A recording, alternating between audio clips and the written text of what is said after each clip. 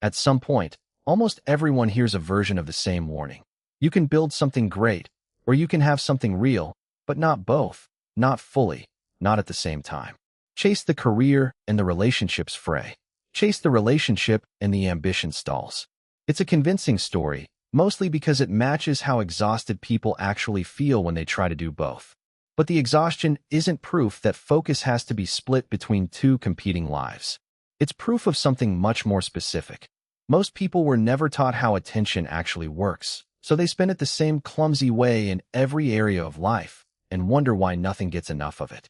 This video is about a different model entirely.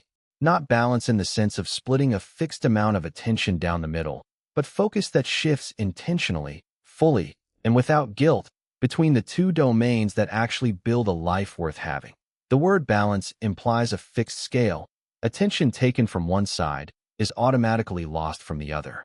This framing quietly convinces people that giving real focus to work means, by definition, taking it away from the people they love, and vice versa. It's an intuitive idea. It's also not how attention actually functions. Cognitive psychologists distinguish between divided attention, trying to do two things at once, which reliably degrades performance in both, and sequential full attention, where a person moves completely into one domain, engages with genuine depth, and then moves completely into the next. The failure most people experience isn't a lack of time for both work and relationships. It's spending both domains in a partially present, divided state, so neither one ever gets the depth it actually needed. Here's what half presence actually looks like: sitting across from a partner or a friend while mentally drafting a work email. Sitting in front of a work project while checking your phone for a message that hasn't come. Neither domain gets your full cognitive resources, and, critically, neither domain gets the signal that it matters, because presence is often how people and problems alike register that they've been taken seriously. Research on attention and relationship satisfaction has consistently found that the mere presence of a phone during a conversation, even face down, even when used, measurably reduces the quality of connection people report afterward. The issue was never how many hours you spent with someone. It's how much of your actual attention was in the room while you were there. The people who genuinely manage to build both a demanding career and a rich relational life rarely do it by splitting their attention evenly across both, all day, every day.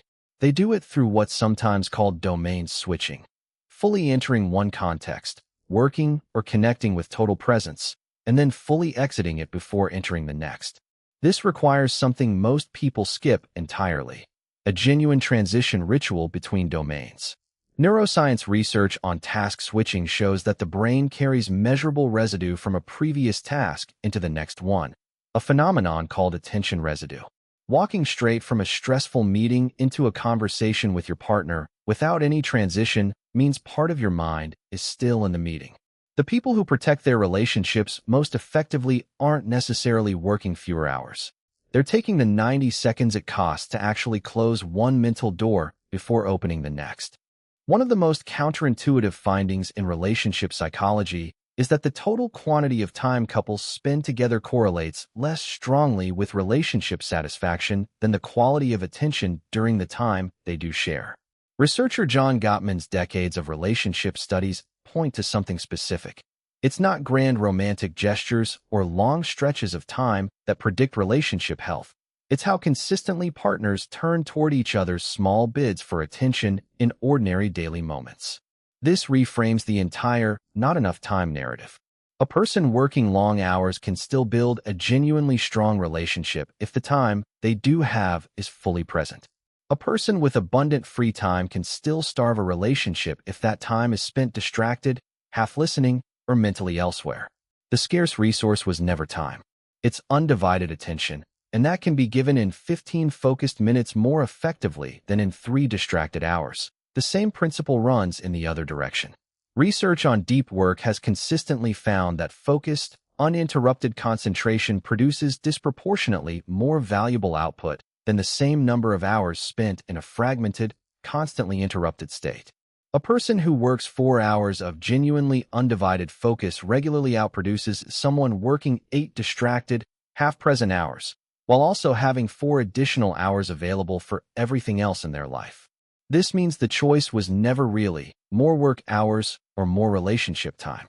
It's fragmented hours in both domains or fully present hours in each.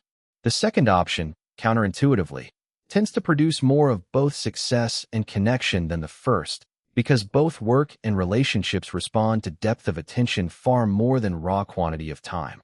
Making this work in practice comes down to a small number of deliberate habits.